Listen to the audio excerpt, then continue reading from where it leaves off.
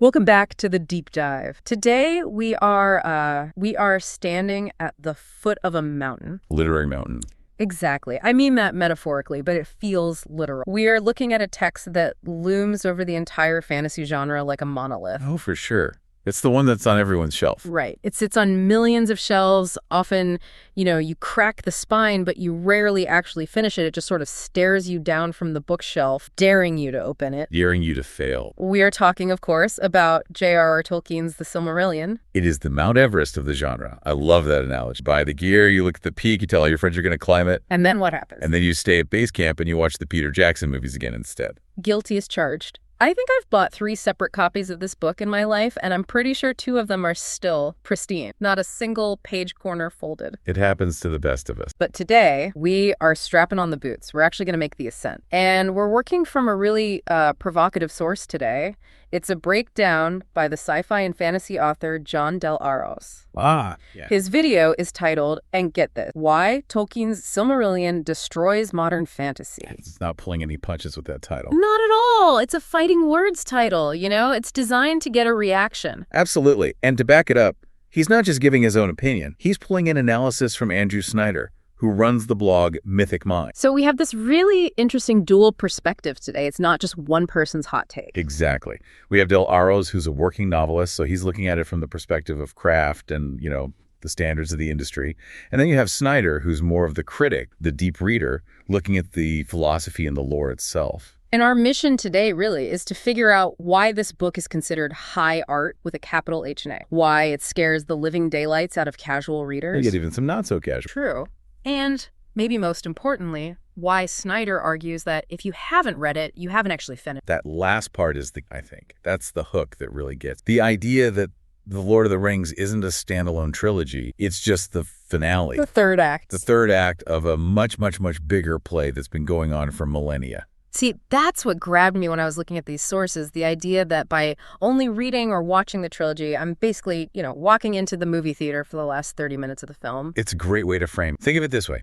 The Lord of the Rings is the tip of the iceberg. Okay. It's the part you can see above the water. It's exciting. It's visible. There's, action and characters you can follow easily. But the Silmarillion, that's the 90% of the ice that's submerged. The part that sank the Titanic? The part that sank the Titanic. It's the math, the sheer weight that holds the tip up. Oh. And Del Arroz's argument is that without that underwater mass, without that deep, ancient context, you're missing the fundamental reality of the universe Tolkien built. You're seeing all the effect, but you don't actually understand the cause. So let's get into the mindset of the reader here. Let's start there. Because Del Arroz starts with a confession that I think a lot of us can relate to. He talks about the common struggle. Mm-hmm. You watch the movies, you love them. Maybe you read the trilogy, you love the world. But you stop at the return of the king. It's the natural exit ramp, isn't it? The credits roll, Aragorn is king, Sam gets home, everyone is happy. Well, mostly. The ring is gone, it feels final. Why keep driving? Exactly. You feel like you're done. The story is over. But for Del Arroz, something sparked a return journey. He describes this spiral he went down. And it all started with a movie marathon. Right. He went back to the theaters to watch the full Peter Jackson extended trilogy, back to back to back. Which, let's be honest, is a test of endurance in itself. That's what, like 12 hours of film? It is. It's an entire day of hobbits walking. But that total immersion, it did something to him. He calls it an obsessive-compulsive need. And for what? More lore. More context. Seeing the whole epic story in one go made him realize how many threads were left hanging, how many names were just dropped with no explanation. He's a fantasy author, he's a lifelong fan, and yet he realized he had this massive blind spot in his own knowledge. The foundational text. Foundational tech. He calls it a glaring oversight that he'd never actually read the Silmarillion. And it's interesting because he admits why he avoided it. It wasn't a lack of interest. It was purely its reputation. People had told him it just wasn't fun. And that fun factor is the big barrier. It's the wall everyone runs into. Yeah. We're conditioned, especially in modern media, to think of fantasy as high-octane adventure. Swashbuckling, witty quips, fast pacing, magic systems that work like video games with clear rules. Right, Sanderson's Laws of Magic. Exactly. The Silmarillion is not that at all. And when Del Arroz finally cracked it open, he realized that the movies, which are brilliant, don't get us wrong, they strip away the deep context precisely to make it more cinematic, more fun. To make it work as a 3-act film structure. Yeah, the Silmarillion puts all that context back in, but it does it by shifting the timeline so drastically it gives you whiplash. Right. Let's clarify the timeline for everyone. Because when we say prequel, people immediately think, oh, like 20 years before when Aragorn was a kid running around. Or maybe 100 years. Yeah, a generation or two. Try 6,000 years or more, depending on how you count the years of the trees before the sun even existed. The Lord of the Rings takes place at the tail end of the third age of the sun. It's the sunset of the magical world. The Silmarillion covers the creation of the entire universe and then focuses primarily on the events of the first age. Okay, so we are talking deep history. This isn't a prequel, it's an ancient text. It's an ancient text. And Delros uses a really helpful analogy here to set the stage for the reader. He compares the Lord of the Rings to the New Testament. Oh, so? It's the story of the immediate savior figure, the events happening now in the narrative. It's the culmination of everything. But the Silmarillion, that's the Old Testament. Ah, okay. That clicks. It's the Jewish history. It's Genesis. It's Exodus. It's the poetic creation myths, the fall of man, or in this case, the fall of the elves. And then you get these long, dry, detailed accounts of who begat whom. That comparison to the Old Testament is perfect for setting the expectation, but it also sounds, well, like homework. I mean, let's be real. Nobody reads the genealogy sections of the Bible for a day. Some biblical scholars might, but for the average reader, no. It feels like work.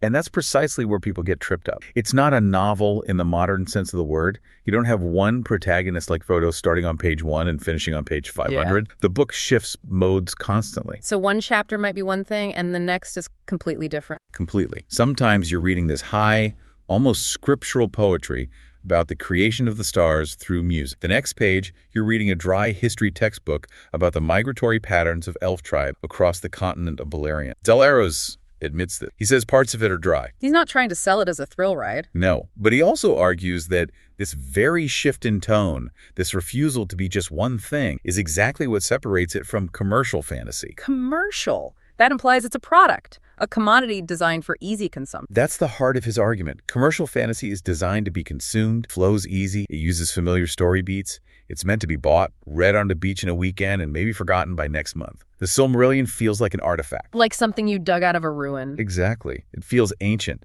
And that brings us right to the reputation barrier. Because if it feels like an artifact, it also feels fragile, or maybe even dangerous to your free time. It feels intimidating, and I love this part of the source material where they talk about, because the internet has really done a number on it. Oh, absolutely. It's a running gag. Andrew Snyder points this out specifically. If you follow any big Lord of the Rings meme accounts on Instagram or Twitter, you've seen the jokes. They treat the Silmarillion like it's the fortress of Angband itself. One does not simply walk into the Silmarillion. I've seen that one 100. Precisely. Or pictures of someone holding the book with the caption, "I've been there, Gandalf. I was there 3,000 years ago." Yeah. They portray it as this insurmountable, soul-crushing wall of text. An impenetrable brick. Yes. And Snyder argues, I think correctly, that this memification scares people off before they even start. It creates a psychological barrier. You go in expecting to fail, so when it gets a little tough, you just give up and say, yep, the memes were right. But Delros, having now climbed the mountain, he comes back and says the memes are lying, or at least they're exaggerating. He does. He says the critics and the memes were wrong. It didn't crush him. It enriched him. He says it made the entire world deeper and richer. But Snyder is also fair. He doesn't try to claim it's secretly an easy read. He says it is not a summer beat. You're not going to breeze through this with a margarita in one hand. Absolutely not. It demands your full attention. It's an active reading experience. So what is the reality then? Is it impossible or is it just different? What's the truth of its difficulty? It's different. And Snyder proposes a litmus test that I think is brilliant and should be on the back of the book. He says very simply, if you can read The Lord of the Rings, you can read The Silmarillion. Now that seems optimistic. Lord of the Rings is long, for sure. But it's a story, it's a narrative. We follow Frodo, we follow Aragorn. We have a clear path from the Shire to Mordor. That's true, but think about the prose in Lord of the Rings, especially in the appendices or the Council of Elrond. It's archaic, it's dense with history, it's incredibly descriptive, it's not Hemingway. The actual reading comprehension level required isn't that different. The structure is the challenge, not the vocabulary. Okay, that makes sense. And Snyder identifies the actual hurdle, the one thing that trips up 90% of readers, and it's not the poetic language, it's the names. Names. Oh boy, the names. There are hundreds and hundreds of them. Hundreds, and they all sound vaguely similar and very elevated, because they are. You have Finwë, the first High King of the Noldor, and he has 3 sons, Finor, Fingolfin, and Finarfin. I'm getting a headache to that. And then their sons are Fingin, Turgon, Finrod, Angrod, Aegnor. That's a lot. Why did he make them so similar? Was he just trying to be difficult? No, not at all. It's actually a mark of his world-building genius. That's how naming conventions worked in real-world history and royalty. You have a line of kings named Louis the 13th, Louis the 14th, or in Anglo-Saxon, you have all the Ethel. It adds this layer of deep realism. But for a modern reader trying to figure out which elf just betrayed which other elf in a battle, it's a nightmare. It's the classic Russian novel problem. You need a chart just to remember who's really... Precisely. That is the moment where people lose the thread. They can't keep the characters straight,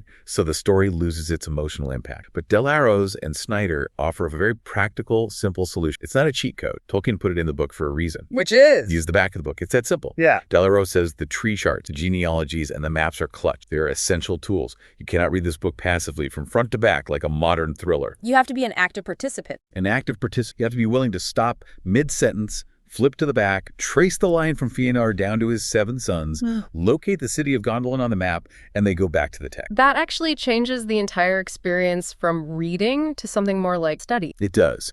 And that is a turnoff for some people who just want pure entertainment. But Del Arroz talks about those little moments of realization.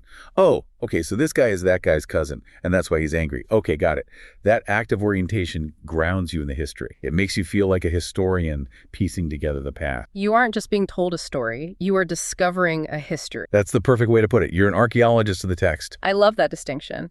And that leads us directly to the core argument of Del Arroz's video, the why. Why do this work? Why study a fake history? He claims it's because this book destroys modern fantasy. That's a heavy, heavy accusation. What does he mean by destroy? I think he means it exposes the shallowness of the modern commercial approach. He draws a very sharp distinction between commercial fiction and high art. And to understand what he means by that, we have to look at the history of the book itself. Are you aware that publishers wouldn't touch the Silmarillion while Tolkien was alive? Even after The Hobbit and Lord of the Rings became massive global bestsellers. I mean, usually, if an author has a hit of that magnitude, publishers will print their grocery list. Not this time. Even after the success, they balked. They said it wasn't marketable. It didn't have a snappy 3-act plot. It was a chronicle, a history. And this refusal actually caused Tolkien a deep, lasting depression. He considered this his life's work, his heart's blood, and the entire industry said, sorry, we don't know how to fit the mold. But Del Arroz argues that this unmarketability is exactly its strength, greatest. Yes, because it wasn't written to sell units in the third quarter. It was written to build a mythology. Modern fantasy, he argues, is often written with a specific demographic in mind. It follows trends. Oh, young adult dystopian is hot. Let's write one of those. Oh, grimdark is in. Let's write a story about a morally gray anti-hero. The Silmarillion follows nothing but Tolkien's own internal, decades-long vision. The vision for an English mythology. That phrase comes up a lot. What was he actually trying to... So Tolkien was a philologist, a lover of languages and their history, and he looked at his home, at England, and he felt a deep cultural sadness. He felt that England lacked a true homegrown mythology of its own. What about King Arthur? He felt the Arthurian legends were too tied up in French and Welsh sources, and they were Christianized too late. He wanted something primal for England, something on the scale of the Norse Eddas or the Greek pantheon. He lays this all out in a famous letter to a man named Milton Waldman, which is basically the mission statement for his entire life's work. And what did that mission statement say? He said he wanted to create a connected body of legend. He wanted to range from the large and cosmic, the creation of the entire universe, all the way down to the romantic fairy story of individual hobbits finding their courage. So he wanted the macro and the micro to connect seamlessly. Exactly. He wanted to interweave grand metaphysics, deep questions about good, evil, free will, divine will, the music of creation, with the specific grounded emotional struggles of elves. And the expert analysis here is that this approach gives the story a unique weight, a gravity that you just don't find elsewhere. How so? When a character in The Lord of the Rings swings a sword, it's not just an action scene. That sword has a name and a lineage going back thousands of years. The enemy they are fighting has a history that stretches back to the very first discord in the music of creation. It creates that feeling of depth. That feeling that the world exists even when you aren't looking at it, that it has a path. Precisely. It's what we call immersion today.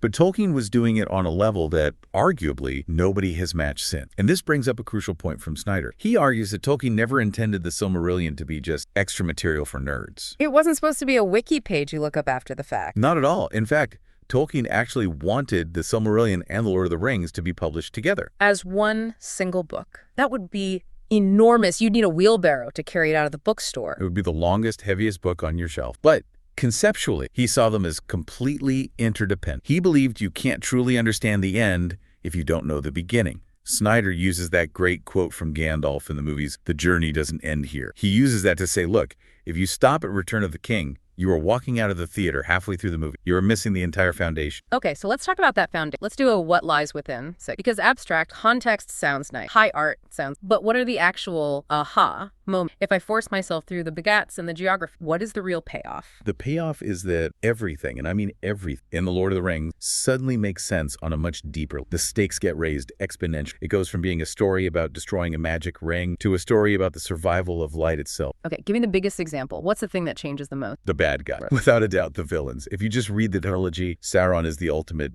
evil, the Great Eye, the Dark Lord. He completely dominates the narrative. Right, he's the big bad, he's the final boss, he's the guy on the post. In the Silmarillion, you learn that Sauron is essentially middleman. Wait, middle management? You're telling me the Dark Lord of Mordor is an assistant regional manager?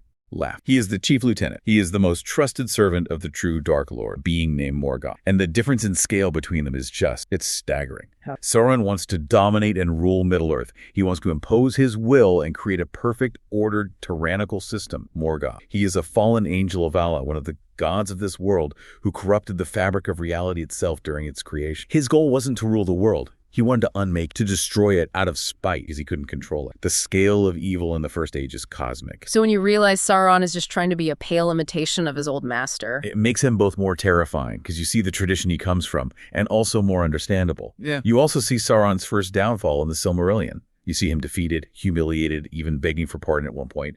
It demystifies him in a way that makes the whole history feel richer and more real. Okay, so the villain gets an upgrade, or maybe a downgrade. What about the good guy? We hear about the wizards, Gandalf and Saruman. In the movies and books, they just sort of appear as wise men. The Silmarillion gives you their origin story, and it's a mind-blower. They aren't humans who learned magic. They are Maiar, which are basically angelic spirits, lesser gods clothed in the flesh of old men. They were sent by the Valar, the gods of this world, to assist the free peoples of Middle-earth. Which explains why Gandalf is so powerful, but also so restrained. It explains everything about his restraint. I always wondered as a kid, why doesn't Gandalf just blast the orcs with fireballs constantly? Yeah, why not just go full superhero on them? Because he's forbidden from doing so. He has a divine mandate to guide and inspire, not to rule or dominate with power. He is expressly forbidden from matching Sauron's power directly with his own. It would be like two gods having a wrestling match on Earth and destroying the whole arena. He's on a mission with very specific rules. Exactly. And then there are the monsters. You mentioned earlier being afraid of Shelob. I hate spiders. The Shelob scene in the movie is a pure nightmare. I have to fast forward through it every time. Well, buckle up, because the Silmarillion introduces you to her mother, Ungoliant. Oh. And she's not just a bigger spider. She's described as a primordial spirit of void and darkness that took the form of a spider. She consumes light, literally. She drinks light and excretes pure darkness. She was so terrifying, so alien, that she even scared Morgoth himself. She scared the super devil, the ultimate evil. Yes, they formed an alliance to destroy the two trees of Valinor. These are the original sources of light for the world before the sun and moon existed. She drank the light of the trees dry, and then she turned on Morgoth because she was still hungry. She turned on her boss. She did. She wanted to eat the Silmarils, the 3 holy jewels he had stolen. She grew so massive and powerful from the light she'd consumed that she trapped him in her web, and he let out a cry of terror so great that it echoed through the mountains for aid. He had to be rescued by his army of Balrog just to chase her off. A spider that requires an entire army of Balrogs to shoo away. That puts Shelob in a whole new perspective. It does, doesn't it? So when you see Shelob in Return of the King, she isn't just a random giant monster living in a cave. She is the last descendant, the last remnant of a cosmic horror that once literally darkened the entire world.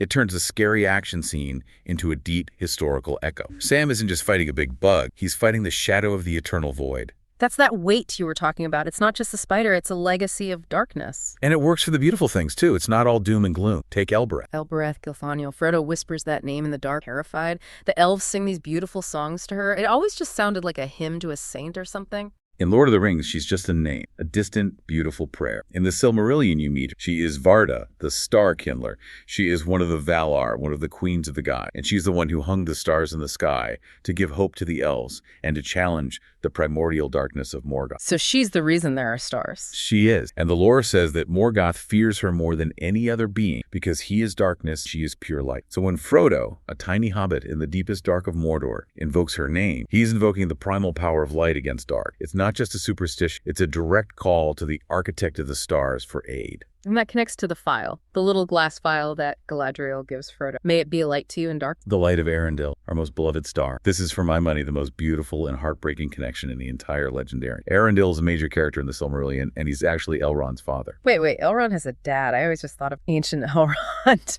Laughs. Yes. Elrond is half-elven. His father, Arendelle, was a great mariner who accomplished the impossible. He sailed the ship into the uttermost west, the land of the gods, to plead for their help to save Middle-earth from Morgoth's tyranny in the First Age. And did they help? They did. And as a reward for his courage, and also as his fate, he was set in the sky with one of the holy Silmarils bound to his brow to sail the heavens forever as a star. He became the morning and evening star. So the star is a person, a hero. The star is a person, and the light of that star, of that Silmaril, was captured by Galadriel in the water of her fountain, which she then sealed in the vial. So when Frodo holds up that little phial in Shelob's lair, he's holding a captured reflection of one of the 3 holy jewels of creation, worn by the greatest hero of the First Age. It connects the little hobbit in the smelly cave to the greatest hero. It weaponizes the story itself. The light burns the spider, because the history behind that light is the absolute antithesis of her existence. Her mother, Ungoliant, wanted to eat the light.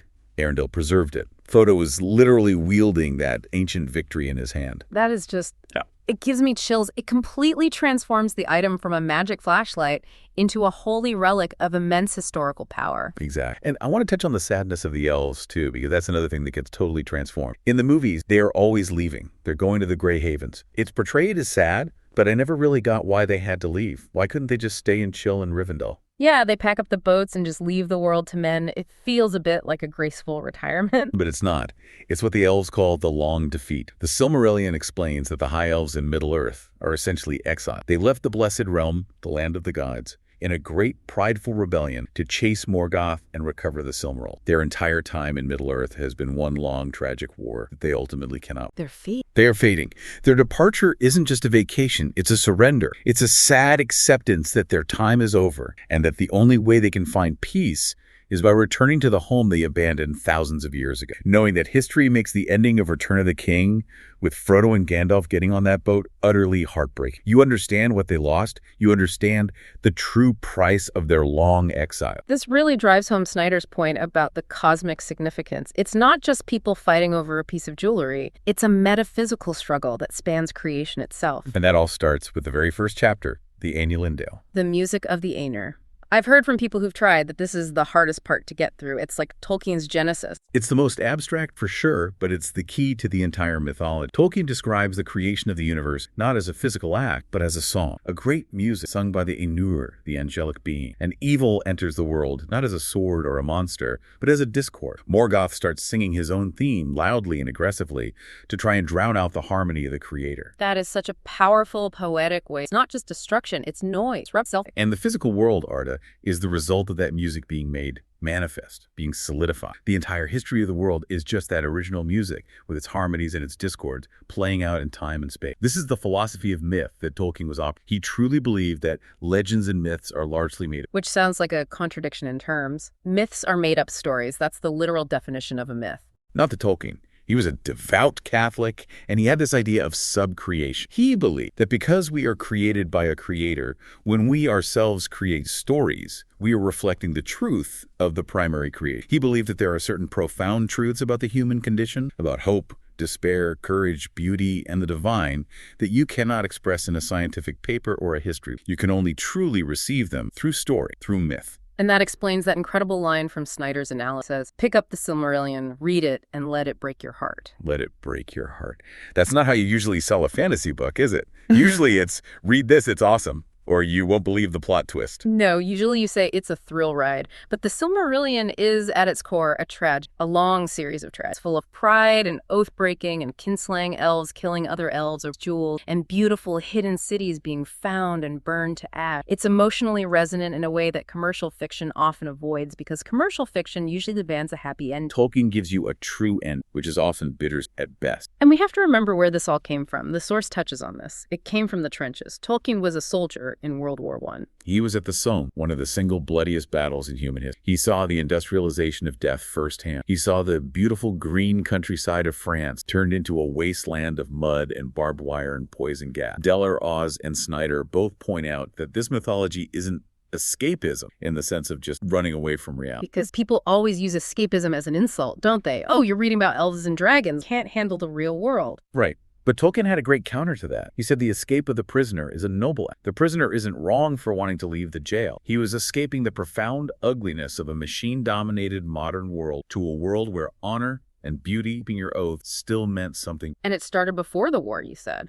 The seed of it, yeah. The character Arundel, the Star Mariner we talked, was actually the very first character Tolkien ever conceived for this world. He wrote a poem about him in 1914, before the war even fully took him. That creative germ, that tiny spark of a story, survived the trenches with. It was the seed that the entire legendarium eventually grew. So, in a way, this entire vast mythology is a response to the trauma of him trying to build something beautiful and permanent, stand against the mud and the machines. It is a fortress of beauty built against a century of horror. Mm-hmm. And that is why it endured. It's not just content, a survival mechanism. It has a soul. I want to pivot now to the creator's perspective, because this is where Del Arro's analysis gets really... He isn't just a fanboy reading this, he's a professional author. He's taking notes on the craft. Yes, and he's directly applying this deep dive into Tolkien to his own work. He's currently writing a series called For Steam and Country. Which sounds about as different from Tolkien. It is. He describes it as YA, coming of age, a swashbuckling adventure with steam cars and airships. It's a world that's in its own third age. It's moved past the ancient magic and is now dealing with industrialization and modern politics. But the interesting thing is how he realized, after reading the Silmarillion, that he was building his world completely backward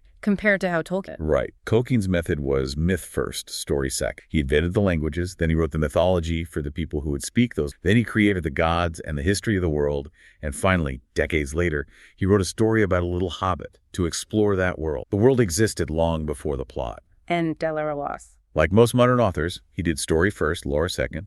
He wrote the exciting adventure, he created the characters and the immediate plot. But now, after this obsessive dive into the Silmarillion, he's realizing that to give his own world that high art feeling, that sense of weight and history, he needs to backfill the ancient past. So he's literally writing his own Silmarillion for his steampunk world? He is. He even polled his audience about it, which I found fascinating. He has a newsletter with nearly 10,000 subscribers, and he asked them a direct question. Should I start a brand new fantasy world from scratch, or should I write the ancient lore of this existing one? And what did the people say? Did they want the new shiny thing? Nope. They overwhelmingly voted for the lore. They want the history. He mentions he started writing what he calls unfinished tales for his own universe. He's realized that if the reader knows, there is a deep tragic history behind it all. The steam cars and the swashbuckling adventures feel more grounded. They aren't just cool gadgets in a vacuum. They were the end result of centuries of development and conflict. It really highlights the value of deep world building. Even if you don't publish the entire history, just knowing that it exists changes how you write the story set. It creates that lived-in feel we always talk about. It adds gravity. It makes the world feel bigger than the page count of the book you're holding. So we've gone from the intimidation of the Russian novel with elves all the way to the profound beauty of the English mythology. We've seen how reading this one book completely transforms the experience of reading The Ring from a simple adventure story to something approaching a real... And we've seen that the difficulty that everyone complains about is actually part of the value. The fact that it's hard, the fact that it requires work from you, makes the final reward that much. I want to circle back to something we touched on at the very beginning, that provocative high art. Del Arro says this book destroys modern. Is he just saying that all modern fantasy? No, I don't think so. I mean, he's writing modern fantasy. He clearly loves the genre. I think what he means is that the Silmarillion destroys the pretensions of modern fantasy. It exposes the fundamental difference between creating content and creating myth. Content is consumed. Content is consumed and then forgotten. Myth is inhabited. It becomes a part of you. It sets a standard that is almost unfair to expect modern writers on a deadline. It is unfair. Tolkien spent his entire adult life on this. It was his private obsession. He didn't write it to meet a publishing deadline. He didn't write it to please an editor or a focus group. And that's why it laughed. That's why we're still talking about it almost 50 years after it's published, and why we will probably be talking about it in another 50. So here is the final question for you, the listener, and this is the provocative thought that Del Arro and Snyder kind of leave us with. In a world that is completely driven by engagement algorithms, by TikTok attention span, by the constant need for hooky commercial fiction that grabs you on page one and never lets go, have we lost the patience for myth-making? It's a serious and slightly depressing question. Is the fact that the Silmarillion requires work, the fact that you have to use a map, that you have to flip to the genealogy chart, that you have to struggle with the names, is that a bug in the design? Or is that the most important feature? Maybe the effort is the point. Yeah. Maybe the things that matter most in art and in life are the things that require them. Maybe we need more books that fight back a little, books that don't just give us everything on a silver platter. I think we know where we stand on that. After this conversation, I'm ready to fight the book again and win this time. I think we do. And the victory, I promise you, is worth it. So the call to action today is simple. Ignore the meme. Don't be afraid of the Fortress of Angband. Find a comfortable chair and use the chart. Don't feel bad about using the chart. Tolkien put it there for you. And as Andrew Snyder says, let it break your heart. You absolutely will not regret it. Thanks for listening to this deep dive into the first age of Middle-earth. Go find John Del Arro's video and newsletter. Check out Andrew Snyder's blog, Mythic Mind. We'll have links for you. And go read the book that scares you. See you next time.